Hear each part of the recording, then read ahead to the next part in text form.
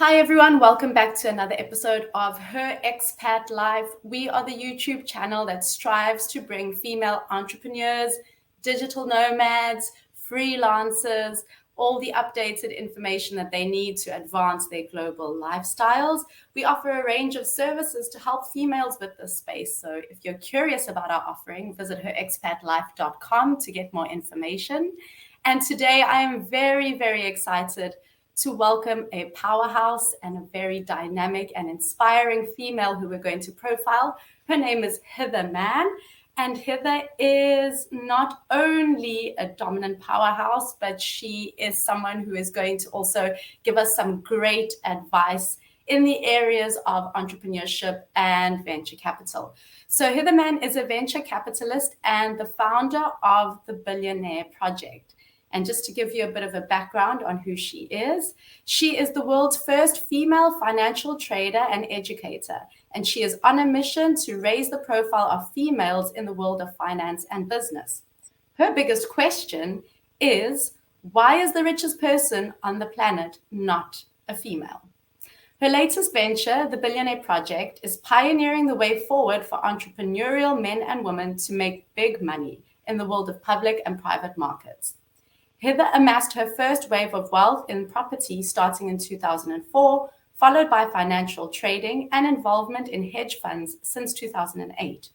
She later moved to Monaco from the UK to further her business pursuits with her current network of billionaires with whom she does business. She has recently gained support from the heads of the Monaco government who are supporting her venture in pushing for more entrepreneurship in Principality. Although her financial training was in Oxford University and LSE, Hither also shares an obsession with human behavioral psychology, which landed her the role as peak performance coach for Credit Suisse private bankers and UHNW clients, ex-military personnel, sports professionals, and other high-performance career individuals. Hither created the hashtag Mindset Before Money to represent the culture in the world's first lifetime wealth education organization, Fortune Academy, for which she is the founder. And on that note, I would like to welcome you, Hither, and thank you for joining us today. It is quite an impressive story and career that you have had leading up to this point. So we'd like to thank you for taking the time to chat to us today. Thank you. And my first question to you, Hither, is obviously I've touched a little bit on your journey based on your profile and bio, but I'd like you to take us through what your life story has been. Where did you start off? How did you get to the point that you're at now? And what has been the trajectory of your career? Well, it always starts from childhood. And I always, when I'm, for example, even coaching an individual, and I think how much drive have they got? Why are they doing what they do? I always visit that childhood. And I guess the same applies to me. So it came from the fact that it was simple. My parents were constantly, well, my father was constantly arguing about the lack of money when I was growing up. I was very aware of what money could do for families or for people. And I had a very naive belief that money was the answer for everything. So I was thinking as a child, oh, I have to be rich. I've got to be super powerful, wealthy. And that's my only aim because I want to help my parents be happier. And so that was the initial driving force. And I was one of three girls, and my dad made it very clear that I was just as good as the boys. And if anything, he encouraged me to compete with the boys. I had cousin brothers, or at school, if I ever came back with a story, I beat the guy in a race, or I beat the guy in this, it was always highly applauded. So I think my background was that I was encouraged to stand face to face, shoulder to shoulder to the guys and the boys. And that played out a lot in my adult life. I entered male-dominated environments without any issues, and I was encouraged to be like the top of my game, and also to drive growth in the fact that I had to be wealthy. Like my dad in particular, made me feel like I had to become wealthy. Otherwise, what are you doing all this for? So that was where it came from. I'm not saying this is correct parenting, but it's what shapes me. When I really look down and dig deep, that's what shaped me to become who I am today. And starting off, did you Could you have foretold that this would have been where you would have ended up? How did you end up from your starting your career to where you are now? What was that like? When I was a young person, I remember playing pretend business owner games, like when you play with I was with my sister, and most people are playing with Barbie dolls, or I used to do all sorts of that fun stuff like racing cars as a young person, go-karts, obviously not cars, and lots of competitive things. But I remember one of my most fun games was pretending to be a business person. So I knew in the future, I had no idea what I was going to do, but I just knew I wanted to be a business owner, this powerhouse, someone calling all the shots. But how I ended up here was absolutely not planned. I went to university as a medical professional because I moved to the UK when I was 9 years old. I lived in Kenya and I was born there. And when I moved here, my parents made it very clear that academia was, primary goal. So I was a very clever kid, and I got into the best schools on a scholarship, and I went into the best universities, and I started off with a medical career, and then I pivoted in 2004 to property, real estate. And so that was not planned. It was just, I was sick of being in a medical career because I pretty much picked that career just to give a quick fix to the money problem, like, oh, I want to do this career for money. And that's actually the worst thing someone can do. If you don't enjoy your career really, like to the core, it's never going to make you a success. I mean, I was very good at what I did, don't get me wrong, but I got bored of it. So what drove me was I can't do anything different. I was doing the same job day in, day out, and that was very boring. And then I casually went to a property networking group in the evenings, and I suddenly realized, wow, this is where the big money is. These guys are 25 years older than me. They've made so much money. I want to do it like them. And I was 21 at the time. So that's how I kind of pivoted to real estate. I learned from people that were better than me and got into that. Eventually I transitioned to leaving the medical career because I made so much more money in property. I realized that this is actually what makes me feel like a business owner. So that was my first business, real estate, and making that a real sort of business and activity. And then moving to other things like financial trading and all of the rest that came after that was by accident. I have to admit, it was not planned ever. I wasn't even interested in financial markets. I just knew I liked making money for the sake of helping my family, So, I think doors open naturally when you start going down the right trajectory, and people, you learn from people. If you've always got that student approach in life, you will constantly learn from great people around you. And that's what happened to me. And you get inspired to go down certain other routes thereafter. Perfect. And then tell us, in terms of looking at your career as a trader and also as a venture capitalist specifically, how do you identify the most promising startups to invest in? So what do you take into consideration? So obviously trading has not got any relevance because trading, you just deal with you yourself, right? So that is a complete different enterprise and a different industry. When it comes to venture capital, it is all about the people. So one thing that I'm obsessed with, and I've always been obsessed with since a young person, is why do people do what they do? I'm kind of the why, someone asks, does something, I'm thinking, why is this person believing this? Why do they, and I look at their culture, I look at everything. So the reason I kind of gravitated to venture capital so easily was because of my love of human behavior psychology. It became the easiest thing for me to master in a founder. So in venture capital, ultimately a successful project comes down to how successful is that founder, how coachable are they, how in line are they with their belief systems, where is the sabotage, because everyone has got a hang up somewhere, have they dealt with it? And a lot of people turn a blind eye to problems that they should be fixing thereon.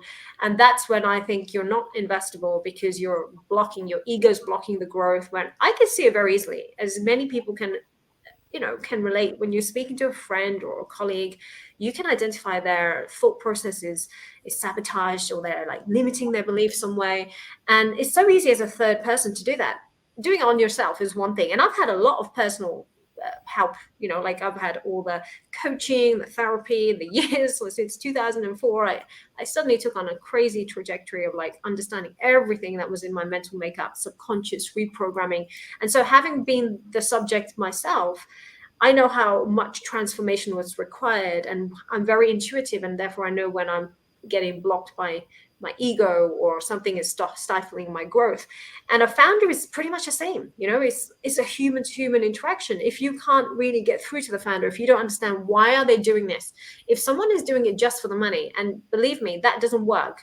So even though I said, I did things because I wanted money, remember, I quit the first career I had because I did it just for money. I hated it. Yeah. But I did other things because the byproduct was money.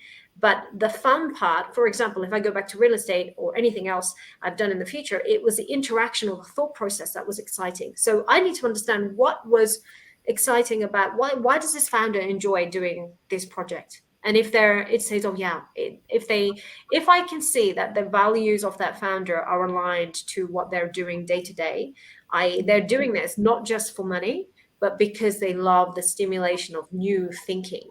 They love negotiating deals. They love the newness that comes from every, like if you're doing a property venture, for example, every deal I negotiated was a different scenario: bankruptcy, repossession, and going into courts and fighting these against KPMG. That was exciting for me. I felt like I was always winning, and that's why I was good at it. So making the money was a byproduct of something I loved, and that's what a founder needs to be. So I really dig deep. I figure out what's driving them, what happened in their childhood, what happened in their adulthood.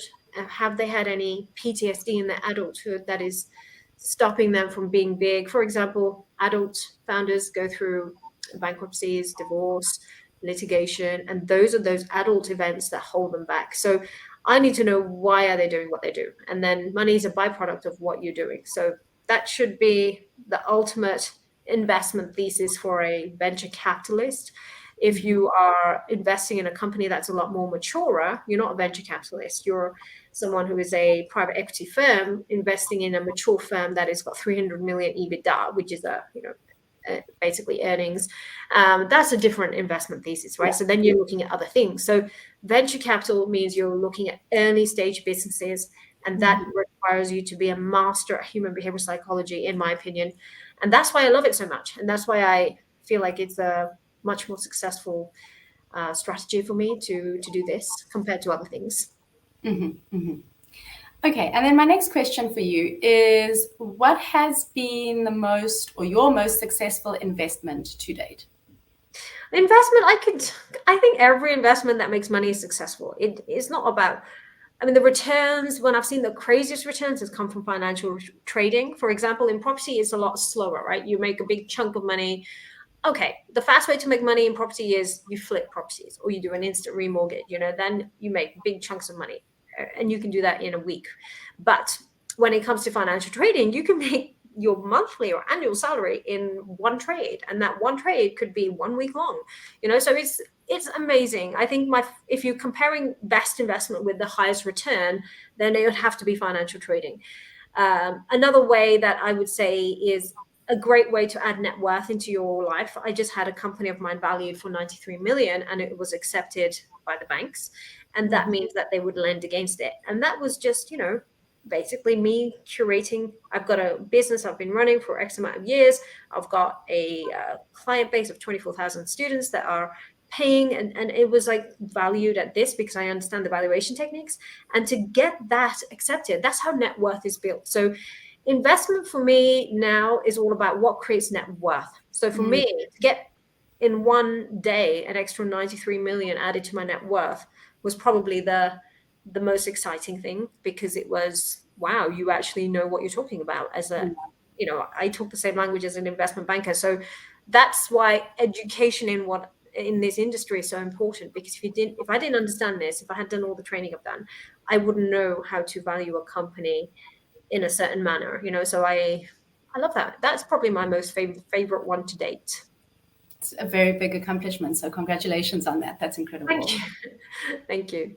I teach people how to do this, by the way, so we're definitely going to tap into that a little bit later, but let's actually, why not, we can dive into that now. Tell us a little bit about how passionate you are about educating people and what it is that you're hoping to offer females in particular at this stage of your career.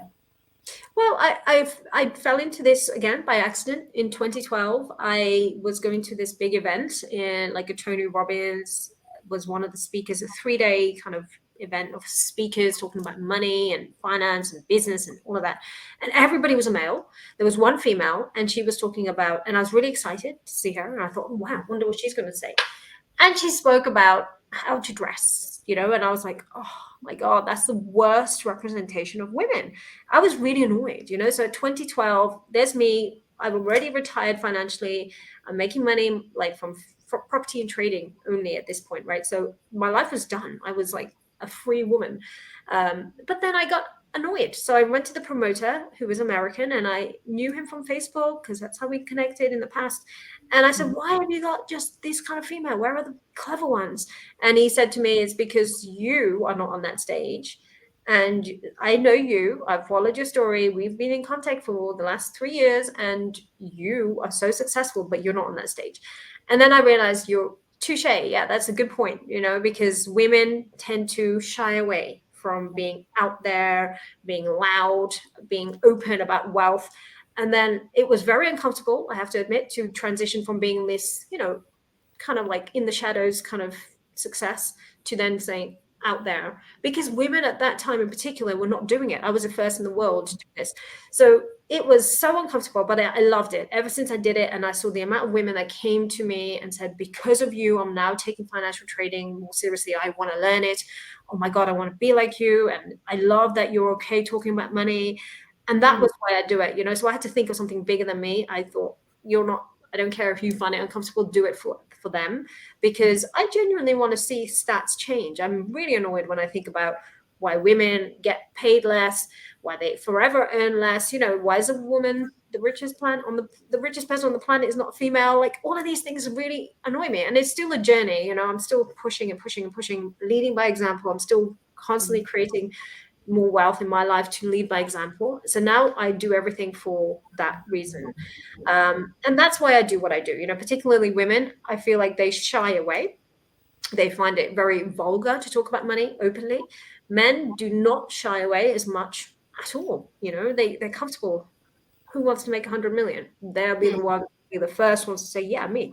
Women maybe say, yeah, I'll make 1 million. I'll be okay with 2. And they settle quicker. They just, what they call enough is a lot lower than what men call enough. And that's where I want to kind of constantly make that message and get active to show women that you don't have to stay here, like you can do this, and there's nothing stopping you other than yourself, effectively, and all the traditional sort of conditioning we've had to date. But as adults, we can change it. So I'm on a mission, and that's where I want to keep going. Absolutely. And what do you think the reason is? Like you mentioned, traditional conditioning. Do you think that that's the only factor, or why do you think we are inclined to be less direct about money? Yeah, I mean, I've studied the history of how females have got to where they are. Look, if we study the history of women, they got voting rights really late. It's ridiculous. Like, even in countries like Liechtenstein, only in the 80s did they get the voting rights. It's ridiculous. Like, some countries in Europe are still just 40 years ago, women were not allowed to vote. It's insane. So I was born in 1982, so I feel like, yeah, I lived in a good world that it got better as I got into my 20s anyway. I never saw the lack of women voting. We could open bank accounts, women couldn't once. So this is we were, as a society, women were forever like down here. So we're kind of on the come up. But now I feel it comes down to parenting. So if we go in generation gaps, so women right now, if a female has been born anything from 1980s onwards, or anything really, in any age, I look at their parenting, and it's how the role models of male versus female has been curated in the household. I never had any female earners in my growing up. My mom was a very late start to corporate career in her life, but she made a fight for it. So I love that. And she became the breadwinner of the house. That was significant, for me. And if I didn't have a female role model, like if my mother was forever not a breadwinner and she was forever a kept female, I don't know if I'd turn out that way, but I think I would, because of my father, because he had no sons. But, these things all make a difference. So I think it comes down to your parenting. If you go further back, then it comes down to tradition. But we can't change the past. So what we can do is change the present and future. So I suggest that all women, basically have a deep look into what is in your subconscious, what are the beliefs around money, because lots of women, there hasn't been on television or anything growing up, and now we've got social media. It's so much better because women like me can be out there and talk, and people can reach me and I can reach more people. But when we were growing up, when I was growing up, I didn't have social, so I only saw what was on TV, movies, magazines, newspapers, and there were no female powerhouses, really, very few, and very few. So I think it's just a time, it's a matter of time. I do think women are forever going to keep going, getting stronger, wealthier, more successful. There are so many great examples already. So I just think it comes down to those simple things. Look at your relationship with money. Where does this stem from? Why are you uncomfortable playing big? Who's making you shrink? And that's where we start. And then you can keep growing from there. Mm-hmm. Amazing. Okay, let's take a step back. We were discussing basically being a venture capitalist, what you're looking for in various startups. And my question to you is, how do you manage the risks associated with investing in startups? It's a very high risk if you don't really understand the founder. So what I do, and that's why my coaching comes in so handy, I don't invest in anyone or anything unless I've coached them, mentored them in some capacity. Most founders are not coachable, which is another problem. That's why people pay for coaching. Like the act of paying for something, like I've paid so much money for coaches, and that has been like, I remove the ego. When you pay for someone to say, okay, you're going to help me get from A to B. I've paid coaches all my life. And that concept, that whole methodology requires me to get rid of my ego and say, I don't know everything. I'm happy to let somebody help me go from here to there. And that's really important to me. So, for example, some of my mentoring is very affordable, everything. But, if someone is resistant to that process, then I know I can't work with them, because the upside is so much higher. When you work with me, I've coached you, I've worked on your personal subconscious relationship with money, I work on all of that. And then when it comes to your business, how I de-risk it is by making sure that, first of all, we get you to post revenue. So most businesses, especially ideas, they say, I need capital to start my business. And my first thing I look at is, really, maybe we can try a strategic partner. For example, I've started so many businesses, never took investment at those points. I started them with no loans, no debt. I started them myself. And how I did is I used a strategic, like a partner. I made them a sponsor for something, and they offset the cost. And what's in it for them is I split revenues with them. I never put them in the shareholder stage because it's harder to get rid of them, but I put them in a revenue capacity. So let's say, they get 33% revenue for the first 6 months, but as a result of that, they pay for everything, all my overheads, all my event costs, all my overheads. And that way it's so, and we're non-conflicting partners, because what they can't do is something I can do. Like, I can bring clients in, but they can't do that. They know that they haven't got the reach that I do, or haven't got the effort to speak on stages. So I used to do all of this with no money down. And I find ways to help my founders do the same thing. There's a tech project that needed $500,000. So simply what we did is we got a strategic partner. We had what's in it for them. We figured out a win-win for both parties. They put in the $500,000. We got to MVP stage. And then at that point, it becomes a lot more investable. Then you can get bigger tickets, like a few million going in. Mm-hmm. So it's very important that you don't just say, I need money to start, because that shows lack of creativity in a founder. And that's where the mentoring has to become a big part of your life. So a lot of founders at the early stage need mentoring rather than investment. Mm-hmm. And that's how I know. That's how I de-risk it. So I need to see whether when they're really needing that capital, I know that they're going to make it work. The revenue models I have already stress tested, and I know that there is something working here that we can see a return quick. So yeah, I do a lot of work on that, but it starts with. This ties into my next question, and maybe you've already answered this, but what sets your investment philosophy apart from others in the industry? Is it your focus on mentoring? Yeah, I mean, I think every venture capital would agree that it's very much founder-centric when you go into that. what sets me apart, I guess being a female is one thing. I mean, I want to see more females out there, but there aren't any that I see active on social as much doing what I do. I've got the whole open to everybody a lot of venture capital funds are very hard to get hold of, contact. You can't even speak to them. You can't have, I hold free events for people. Like, no one's doing that. So I've made myself so open and I'm democratizing wealth as much as I see it. What I don't like about the natural VC world or any private equity world is that they're so closed door policy, and the wealthy people only keep carrying on getting wealthier. The middle class, working class never get a chance to even speak to them because they're just so like, oh, I haven't got time for you. So I don't want to be that person. I forever want to be holding free events where possible.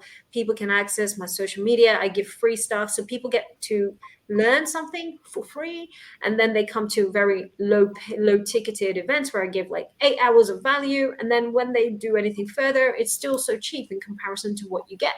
So I've democratized it by making it so cheap, and that way I'm getting in people that I'm making people open their eyes to bigger opportunities. I just think that it's right now the whole world of private equity is skewed to the wealthy, it's who and you get the people like that WeWork founder that keeps getting fan funding, even though he could be one of the worst individuals to invest in at times, based on some of his track record. But why does he keep securing it? Because he's already in that circle, and they kind of keep giving money to the same names, which really annoys me. So I want to try and create my own. I've got my own community, and I want to help them more than random people, from can come in with a massive ego. I don't want that. So that's what makes me different. A lot more accessible, a lot more easy to get access to any of this, which is the same thing. Yeah. Okay, let's jump back a little bit to talking about females in business. Yes. What do you see as the biggest challenge facing females in business currently? Wow. From my personal experience, and I've been doing this since 2012, so quite a lot of time with women, and so I can only speak on personal experience. It comes down to two things. One, relationship with money is always a lot lower. They accept lower, they're intimidated by it, but it's changing, especially with my influence, it's broken a lot more ceilings. So I see that as a natural thing. So before they work with me, that's the problem, number one. Number two, which I hate to say, but they don't take feedback as well, because, for example, if I gave feedback and said, no, that will never work, this is ridiculous, and I've worked with men only, right? So I've been only in a male-dominated environment. The one thing that sets men apart from women is how they take it on the chin. If you offend a female, or if they feel offended by, oh, I worked so hard on this and you don't like it. Oh my God, you are not seeing it the right way. They get so offended sometimes, and they become very uncoachable when it comes to the top level. And if I had to add third part to it, is how they handle stress. Like, this is not easy to handle. Like, for example, I'm a female. I know how much stress it takes to deal with rejection and the male. I've had, misogynist men in my world. Like, they will try and take you out the game. And I just feel like some women just can't deal with that. They just get burnt out very quickly. Like, I've got to points where I've been close to burnout, but not burnt out. I've never had a meltdown or breakdown. But yet I do see women just say, no, I had this amazing woman that was a founder. She made the most amount of money ever in her life working with me in the first 4 months, right? The most. And she's a lawyer. She's got a lawyer's business and whatever, and a law firm. And she then, it got too high. She said, I've got enough money. I want to quit now. I want to go on a 3-month holiday. Or I just feel like, they make up excuses. Oh, I don't need this anymore. It gets too difficult. Every female I have coached, they get to a point where they feel like they've got enough much quicker than a male. And then they don't want to handle the stress. So I hate to say it. I don't know what the solution is for that. I know what I had to do, which was, it was the upbringing that was very different. And I only hung around men, and I used to do martial arts for 17 years. And I think that gave me that robustness because I dealt with competitive, rejection. If you do martial arts of any sort on a competitive level, you know how to deal with rejection and ego, and you have humility. Women don't have that competitive streak in them. I think if you learn how to compete at something, you deal with rejection and stress better.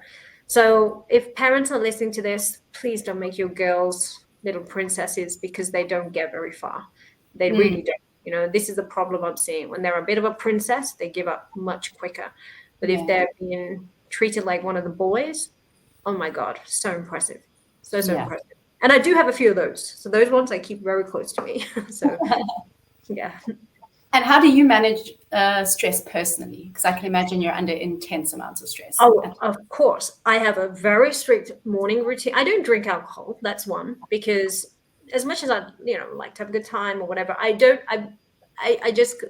My first drink was when I was 27, so I was a very late starter, and I got really tipsy very quick. So I literally not ever got into it. And so if I ever have an alcohol, which is like once a year, New Year's or something, I know the next day's a write-off. As in, like, I might have one glass or one cocktail. So I'm not even into alcohol. I'd rather not have it.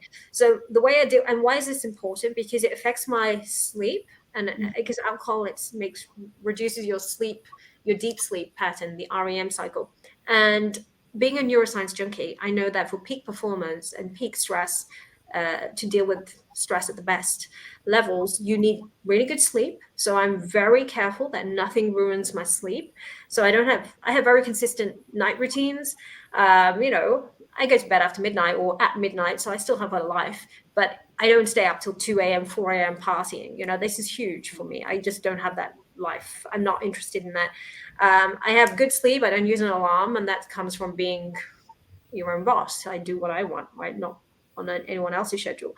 So I wake up when my body's ready, and then I have a morning routine. Like, it's intense. Like, I have 16 steps in my morning routine, but it's all about health. It's ultimately my brain I protect, my physiology I protect. I eat the right things. I know what foods will affect my cognitive ability.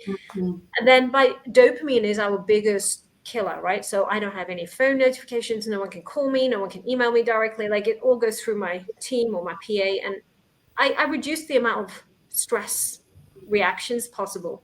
So you have to be open. Like, if I just said yes to everything, I would have had that breakdown that everybody else has, But I'm very careful, put boundaries in place, and I put my energy into the right things and people.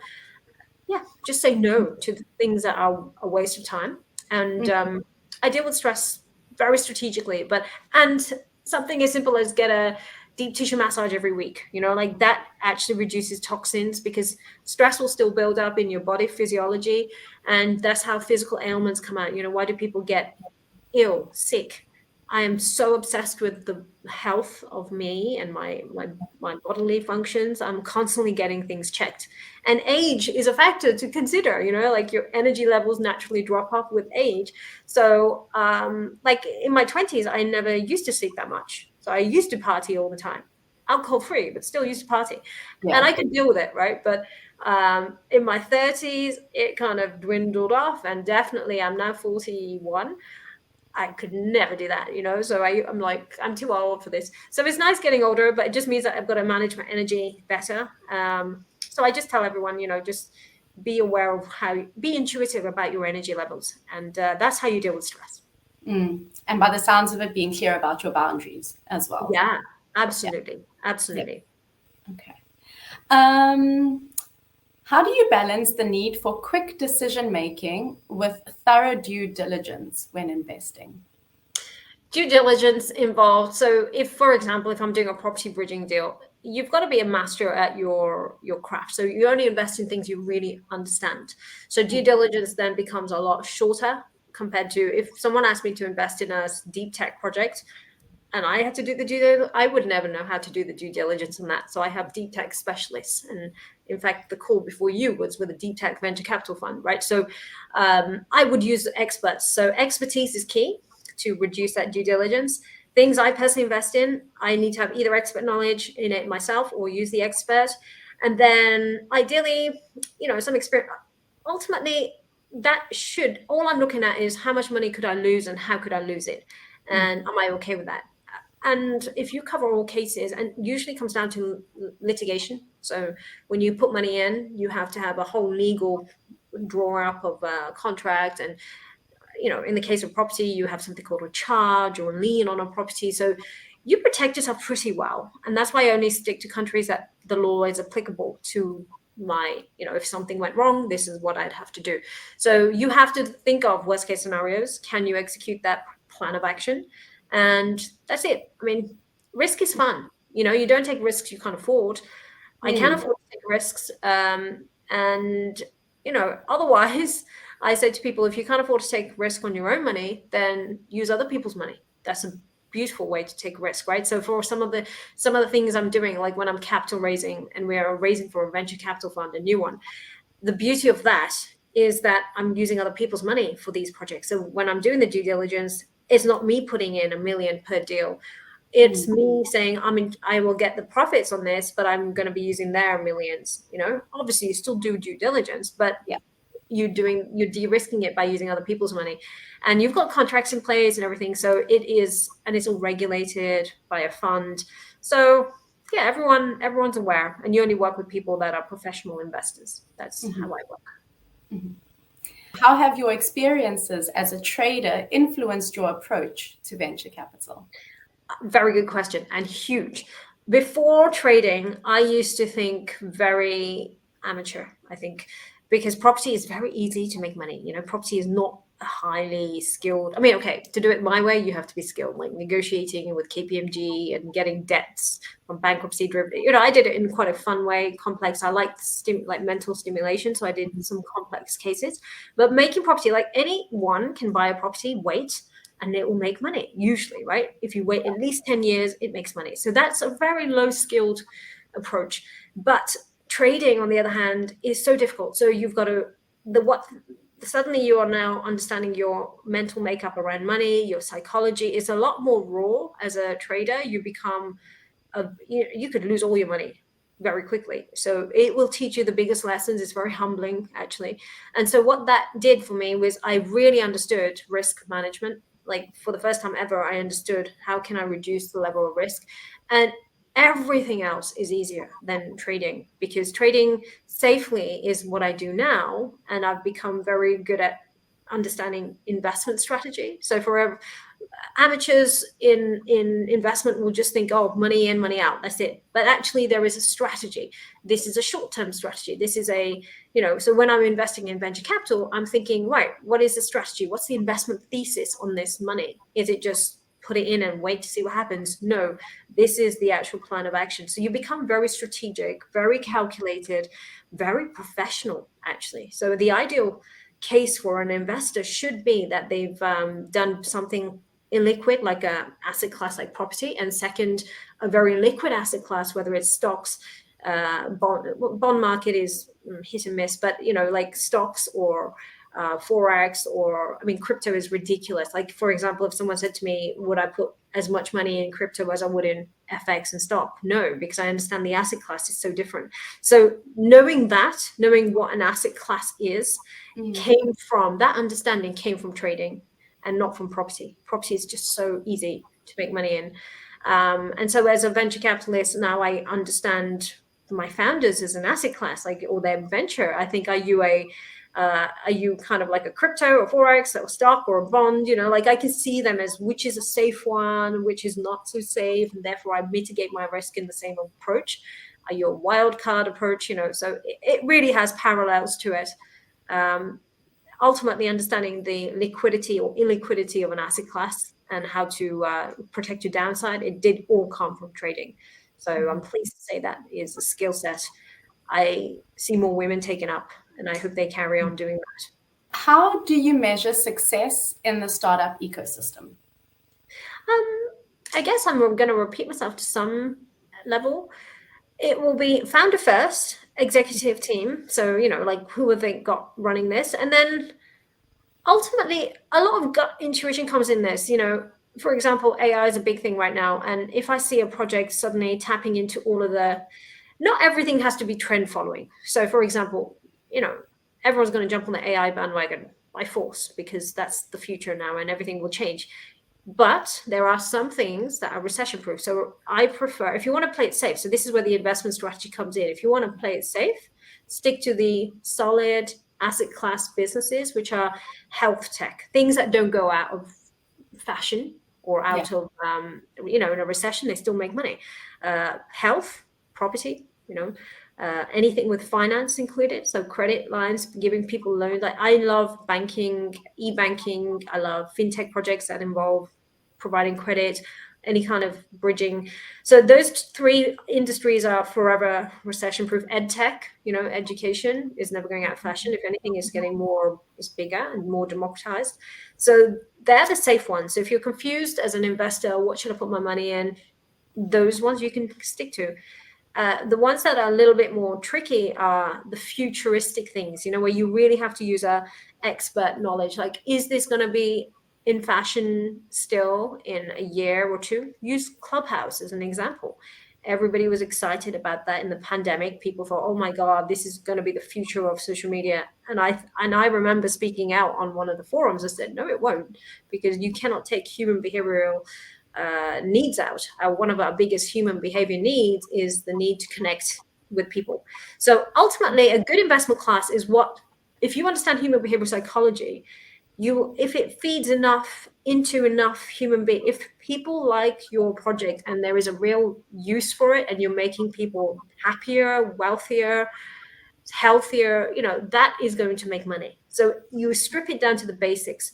Is this project going to help people? Are people going to want to be interested in this? How are you solving a problem? And it comes down to the most simple things. Can you see yourself using it? Ask your nephew, nieces, kids, do you like this idea? I take a lot of inspiration from the next generation. So I look at the 20-year-old market, teenager, and I see, what are they learning? Because they're the future of whatever venture is going to happen right now. Some things they will always need: health, education, property, those ones, finance. But the other things, they will dictate the future of those projects. So keep an eye on the young population, not to give them, not so they give you investment advice, but just so you understand how their thinking is, like, what are they into? What Yeah. are they doing these days? And what are they getting taught at school? Yeah. Social media? What's the culture of these young people?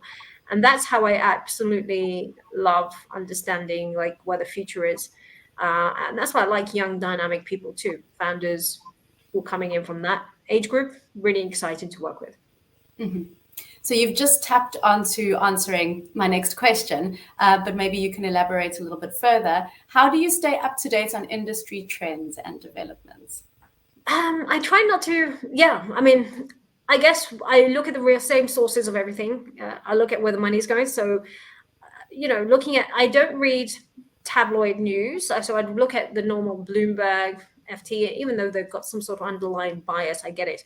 But I think social media is a giveaway in this area to tell me.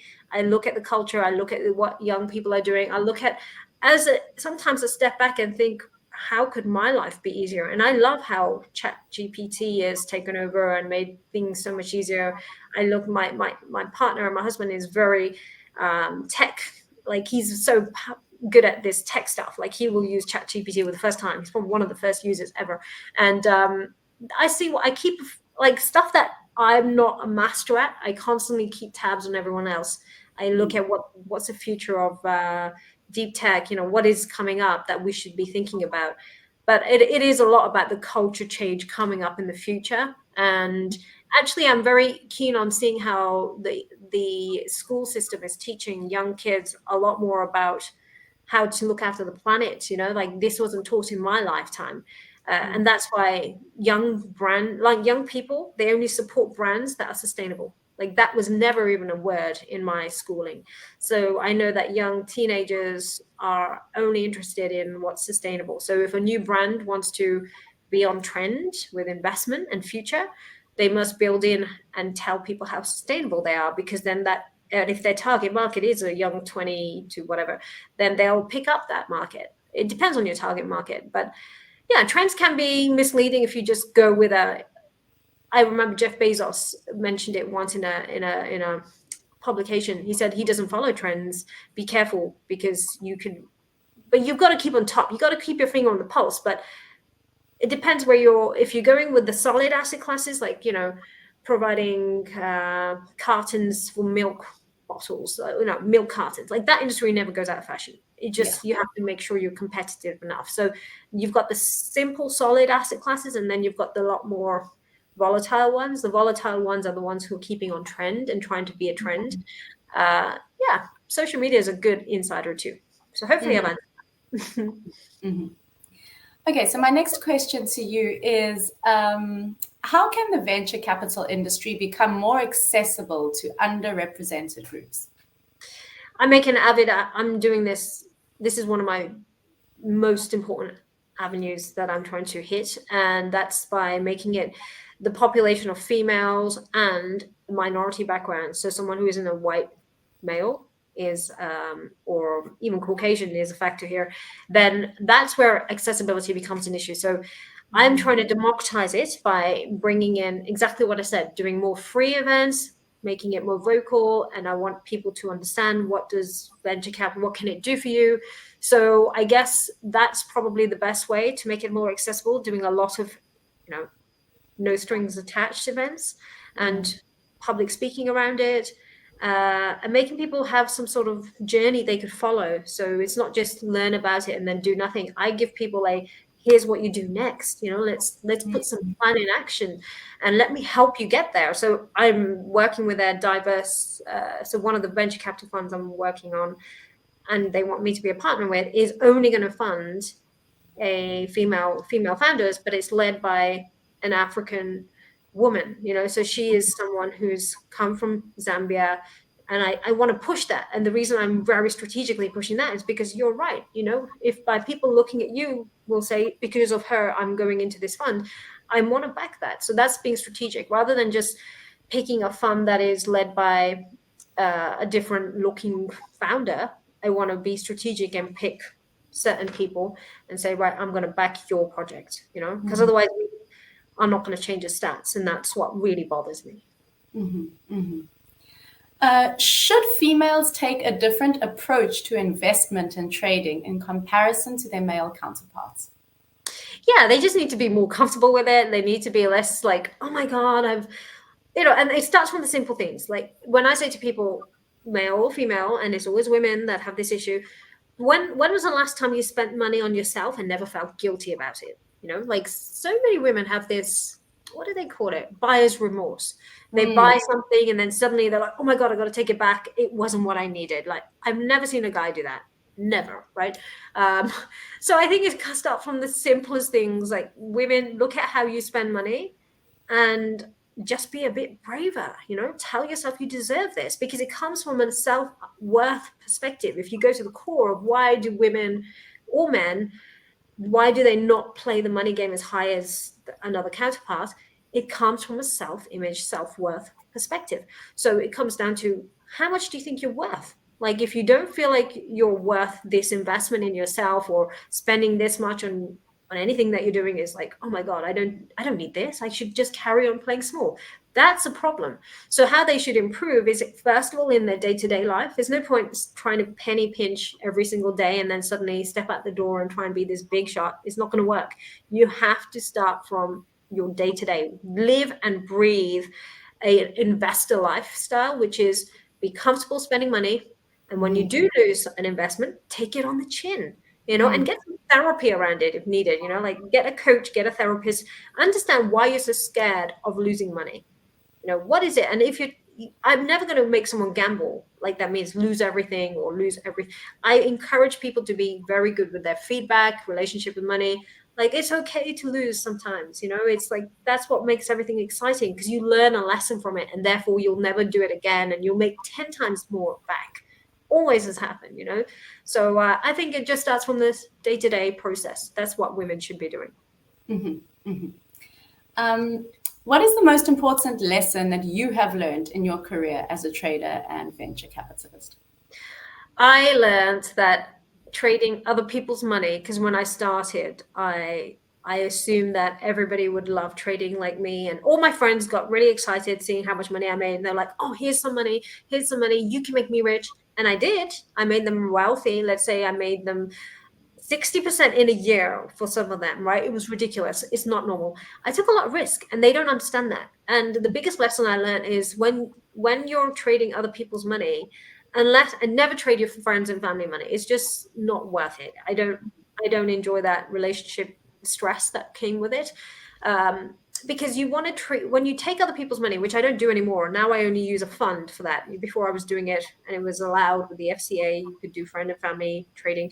But now if you're going to take anyone's money, do it with proper protection, like a fund, so that everybody knows this is a professional, not a friendly thing. I think that was my in my 20s, we all make like naive assumptions that this will all work out perfect.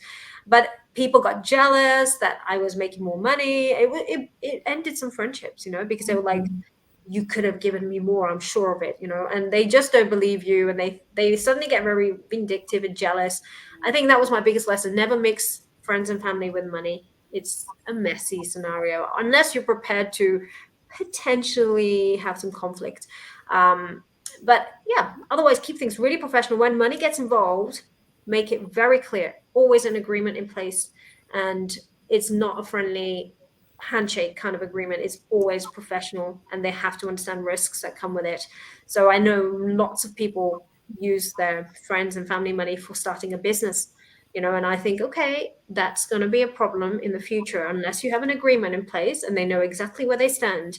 It shouldn't be taken lightly. I think that was the biggest lesson I learned in my 20s, and I have never looked back since. What parting wisdom would you like our female listeners to take from our chat today? There is one thing that you'd like people to take home, especially females. What would be that one message? Learn how investment banking works, because that's how billionaires are created. I never really understood it until post financial trading in my life, and that was post 2008, 2010 onwards. And that's a game changer. When you want to change the stats, you've got to learn something like investment banking. And that means financial literacy is key. And I teach this, for example, in the Billionaire Project. So financial literacy would be the number one thing I'd keep pushing, and get complex, learn about stuff that even if no female's doing it, that's okay. But it's so important to learn, and one day it will come in handy, and you'll know how to build your net worth, and hopefully raise some capital and become a billionaire, and it should be fun. So yeah, good luck to every female out there learning something about money. It will never be a waste of time or money or effort. It's only going to be an asset you're creating in yourself. And as we wrap up our chat, Hither, can you tell us where people can find you, and also what courses you have available? What do you have to offer that people can tap into and take away and deep dive a little bit more into the work that you're doing? Thank you so much. Yes, they can find me on Instagram, on Instagram, on Facebook, on LinkedIn, on Twitter, and my username is @Hither Mann, so HITHERMANN, all together, no dots or anything. And I have a blue tick on all of my profiles. LinkedIn doesn't do blue ticks, but I have quite a substantial, you can check from all my posts, so it's got enough there so it's real. And the best thing I can suggest for in terms of education, we go from we do peak performance coaching, all about the mindset and the money relationship and money type thing. I have a fast track millionaire mindset program. Then I also have how to be a female powerhouse program just for women. I love that one. Then I do more I do financial trading education, so many fast track forex. I do fast track business. I do fast track tax free. So there's so many beginner level courses that people can take, and from then you can build on that. You can have executive coaching with me, live coaching calls. So I love everything I've put out there over the last 10 years, and I want people to kind of try something that resonates with them, even if it's just the how to be a female powerhouse. Maybe that's the first place women should start, because I cover women specific things, I would never discuss it with a male mentee, but I only discuss this with women, and it's quite insightful, actually. I would start there as a female. Ask my team, and they can if you inbox any of those places, we've even got a WhatsApp connected to every of those, and my colleague Catherine will relay the information to them on WhatsApp. Amazing. On that note, we'll also make sure to include your social media handles in the description, and so that people can easily access you and your message. Thank you so much. I really appreciate the time and the questions. Really good questions.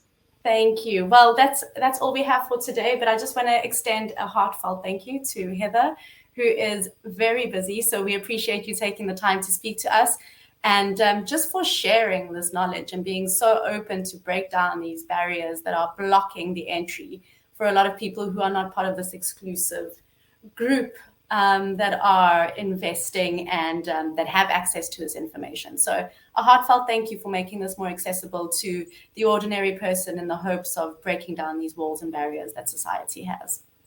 Thank you. Really appreciate that. And thank you for letting me share that message. You're doing just as powerful work on your side. So appreciate it. Thank you. Thank you today for joining us on another episode of Her Expat Life. If you enjoyed today's conversation, which I'm sure you did, please make sure to check out our videos that we have. We cover a range of topics from digital nomad visa information to investing in property to things about romance and dating, all facets of a woman's lifestyle as an entrepreneur, expat, digital nomad.